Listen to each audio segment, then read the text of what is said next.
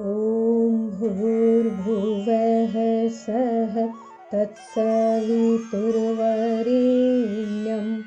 भर्गो देवस्य धीमहि धियो यो नः प्रचोदयात्।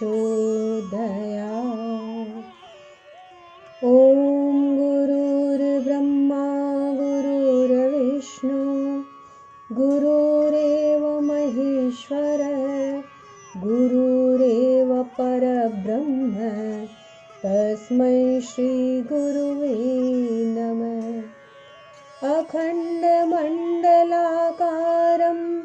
व्याप्तं येन चराचरं तत्पदं दर्शितं येन तस्मै श्रीगुरुवे नमः। तस्मै श्री गुरुवे नमः। महाप्रज्ञा के अनंत आध्यात्मिक वैभव अनुकंपा को श्रवण चिंतन करते हुए भाव विभोर देवऋषि नारद को देख श्री हरि ने स्मित हास्य किया और कोमल स्वर में प्रभु बोले, नारद स्वर्ग धरा पर उतरने को आतुर है। वत्स, अवतार अपनी भूमिका निभाएंगे पर सहयोगी तो आप ही को तैयार करने होंगे। हर युग के समान सोई आत्माओं का देवत्व तो आप ही को झकझोर कर जागृत करना होगा। आप ही तो हमारे सच्चे सहयोगी हैं देवऋषि। विभीषिकास्तु विश्वस्य दूरीकृतं पुनर्भुवि सर्वज्ञवातवृत्तिं कर्तुं क्षमानां देवात्मतनां मानवानां तु सम्भूतिः कठिना किन्तु तत्र ये योगदानरतास्तेषां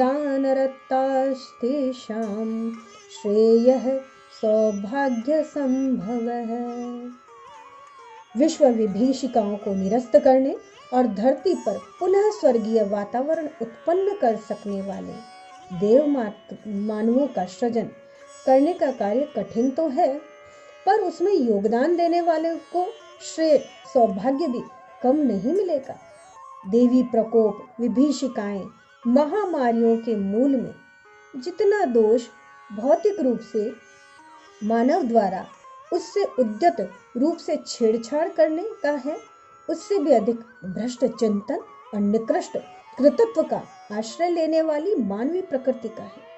नियति इसी से रुष्ट होती है। परिवर्तन की घड़ियां असाधारण उलट पुलट की होती है। असुरता संकट में होती है। देवत्व धरती पर स्वर्ग लाने को प्रयत्नरत होता है। इस बीच कई अवरोधों का सामना करना पड़ता है नारद, परंतु स्वर्ग धरती पर उतारना कठिन है, असंभव नहीं। देवत्व को देव मानव धारण करते हैं, श्रेय पाते हैं, मानवता को कृतार्थ करते हैं। वर्तमान युग में प्रज्ञावतार युग परिवर्तन के सरंजाम जुटा रहा है, लेकिन ये परिवर्तन प्रज्ञावतार को अकेले नहीं करना है।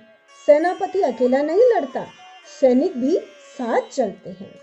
उसी तरह से जैसे राम के सहगामी लक्ष्मण, हनुमान, सुग्रीव, अंगद, विभीषण, नल, नील, जामवंत, जटायु, गिलहरी और अन्य वनवासी व वानर थे। कृष्ण के मंतव्य को पूर्ण करने में ग्वाल बालों और पांडवों ने अपना सब कुछ न्यौछावर कर दिया।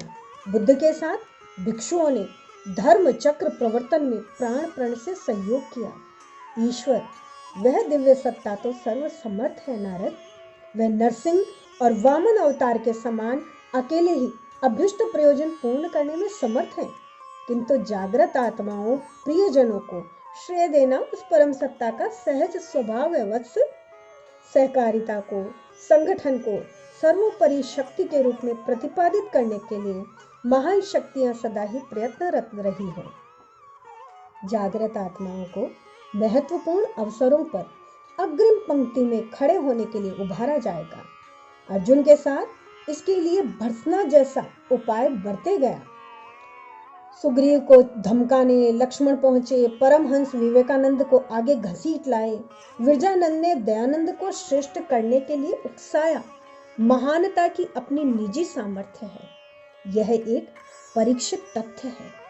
सृजन प्रक्रिया में सहयोग देने वाले कभी घाटे में नहीं रहते वत्स। सामयिक रूप से उन्हें कष्ट सहना पड़ता है, अंततः परिणाम सुखद होते हैं। पांडवों ने समर्थ होकर भी जीवन भर कष्ट सहा, धर्म को धारण किया, भगवान के सहचर सहयोगी बने, असुरता का दमन करके श्रेय सौभाग्य के अधिकारी बने। केसरी नंदन हनुमान राजकुमार थे, पिता का राज्य छोड़कर सुग्रीव की नौकरी की, श्री राम के दूत बने। परिजनों ने 1000 लानत भेजी, पर हनुमान ने रामकाज को ही अपना सर्वस्व माना। तो आज देखो, राम दरबार में स्थापित हैं, राम से अधिक पूजे जाते हैं। चंद्रगुप्त मौर्य, महाराणा प्रताप, छत्रपति शिवाजी ने अनुशासित कठोर जीवन जीकर ही इतिहास में अपना अमिट स्थान बनाया है, नवसृजन के सहयोगी बने हैं। यह उज्जवल परंपरा है। जो संघर्ष करता है वह श्रेय पाता है। सुनो नारद, जो संघर्ष करता है वह श्रेय पाता है। नवसृजन में अपना सर्वस्व समर्पित करने वाले कभी घाटे में नहीं रहते। उत्तराखंड में अकाल पड़ गया, नरमेध से ही अकाल टल सकता था। कौन आ गया है, कौन स्वयं अपना बलिदान दे। लेकिन देखो तो, भीड़ को चीर कर छोटा सा बालक शतमन्यु आगे आया और देव प्रसन्न हो गए। बस उसके आगे आने से प्रसन्न हो गए। धरा धन धान्य से लहला उठी। क्यों? जब शतमन्यु से बालक त्याग, बलिदान, परोपकार, संवेदना की राह पर चल पड़ते हैं तो देव कैसे निष्ठुर बना रह सकता है। विचारशील लोग आगे बढ़ते हैं, शिकायत नहीं करते नारद। इसीलिए नारद, जागृत आत्माओं तक मेरा ये संदेश पहुंचाओ वत्स, कि वे इस अनुपम अवसर की उपेक्षा ना करें। साहस से नवसृजन में जुटे, प्रतिफल के रूप में अशेष श्रेय पाएं। जागृत आत्माएं कभी अवसर नहीं चूकती। ये आत्माएं सदुद्देश्य लेकर अवतरित होती हैं। वे परिवर्तन में सहायक बनती हैं। जैसे वीर हनुमान प्राण प्रण से राम काज में जुटे, समुद्र लांघा, अशोक वाटिका उजाड़ी, लंका जलाई और पर्वत उठाया, श्री राम के सहायक बने और इसीलिए आज राम से अधिक हनुमान के मनते हैं। नारद, एक समय 2 बीज धरती की गोद में जा गिरे वत्स। मिट्टी ने उन्हें अपने आंचल से ढक लिया। दोनों रात को सुख की नींद सोए।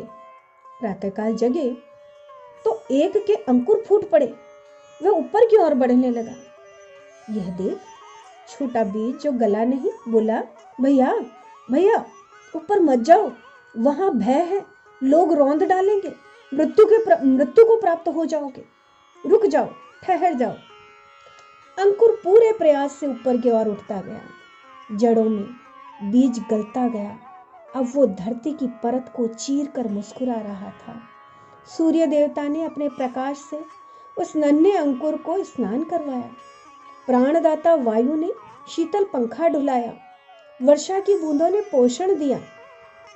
अंकुर बढ़ता गया, झूमता लहलहाता, फलता फूलता। वह बीज का अंकुर परिपक्व अवस्था का पेड़ बन गया।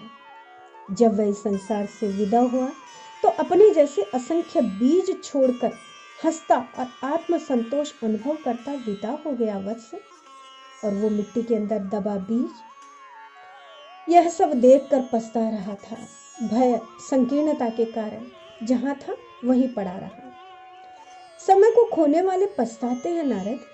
आदर्श और साहस के धनी अपने त्याग बलिदान से उच्च स्तरीय चेतना उत्पन्न करते हैं और आत्म संतोष, लोक सम्मान और देवी अनुग्रह के 3 लाभ एक साथ प्राप्त करते हैं, धन्य बनते हैं। इतिहास के पृष्ठों पर स्वर्णाक्षरों में अंकित महामानवों में से प्रत्येक ने परमार्थ परायणता की दूरदर्शिता पूर्ण नीति अपनाई है। वे बीज की तरह गले और वृक्ष की तरह बढ़े हैं। इस मार्ग पर चलने के लिए उन्हें प्राथमिक पराक्रम यह करना पड़ा कि संचित कुसंस्कारों की पशु प्रवृत्तियों से जूझे और उन्हें सुसंस्कारिता की राह पर ले आए। स्वार्थपरता ने ऊंचे उठकर आदर्शवादी परमार्थ प्रवृत्ति को अंगीकार किया। नवसृजन में अपना सब कुछ लुटा देने वाले कभी घाटे में नहीं रहते साधो। जागृत आत्माएं आदर्शवादिता अपनाकर सत्साहस दिखाती हैं। बदले में आत्मसंतोष, लोक सम्मान, जन सहयोग, दैवी अनुदान के रूप में पाते हैं। उदार मना घाटा उठाते लगते हैं, वस्तुतः वे जो देते हैं उसे ब्याज समूह समेत वसूल कर लेते हैं। वत्स चित्तौड़ की सामान्य धार, पन्ना धार, सत्ता के लोभी दुष्ट बनवीर के समक्ष राजकुमार उदय के स्थान पर अपने एकमात्र पुत्र चंदन का बलिदान कर देती है। एक माँ अपने पुत्र का बलिदान कर देती है और मेवाड़ वासियों को नई चेतना प्रदान कर बनवीर के शासन का अंत करने में प्रेरणा बनती है। पन्नाधाय का ये साहस उन्हें इतिहास में अमर कर लोक श्रद्धा प्रदान करता है। वे आदर्शों से जुड़ने वाले महामानव देवी अनुग्रह के पात्र बनते हैं। इसका ज्वलंत उदाहरण आद्य शंकराचार्य, स्वामी दयानंद सरस्वती, स्वामी विवेकानंद, महियसी मीरा, स्वामी राम तीर्थ, गोस्वामी तुलसीदास, गुरु गोविंद देव सिंह जी और उनके 4 नन्हे पुत्र। भक्त की स्वयं की कोई इच्छा नहीं होती नारद, वह भगवान का काम करने का संकल्प लेकर जन्मता है। देव ऋषि ने भगवान को बीच में रोककर कहा, प्रभु, अपनी इच्छा को श्री हरि की प्रेरणा के साथ मैं जोड़ता हूँ, आपकी प्रेरणा के साथ मैं जोड़ता हूँ। और इस जुड़ाव के साथ, इस योग के साथ नारायण नारायण की स्वर लहरी धरती पर गूंजनी शुरू हुई। भगवत भक्त देव ऋषि ईश्वर का निर्देश संदेश जन जन तक पहुंचाने धरती पर अवतरित हुए। एक व्यक्ति के रूप में नहीं साधु, समष्टि में व्याप्त चेतना प्रवाह के रूप में। आज इन विपरीत विकट ध्वंस की तमिस्रा के मध्य, महामारी के मध्य जो नवसृजन का आलोक बिखरा दिखाई पड़ रहा है, ये देव ऋषि नारद की दयाद्रता पर दुख कातरता का ही प्रतिफल है। आइए हम सब भी अपने इष्ट को अपनी श्रद्धा, शक्ति और प्राण का समर्पण कर दें, ऐसा कि हम चलें तो वह चले, हम बढ़े तो वह बढ़े, हम बोले तो वाणी से वो ईश मुखरित हो, द्वैत समाप्त हो, अद्वैत हमारे जीवन, भाव और कर्म में उतरे तो यह जन्म सफल हो जाएगा। बैठे न रहो साधु, उठो, तत्पर हो जाओ ईश कार्य के लिए, गुरु कार्य के लिए, और अपने आप को गला दो उस ईश्वर की सृष्टि को सुरक्षित रखने के लिए, दिव्य बनाने के लिए। उठो साधु, उठो।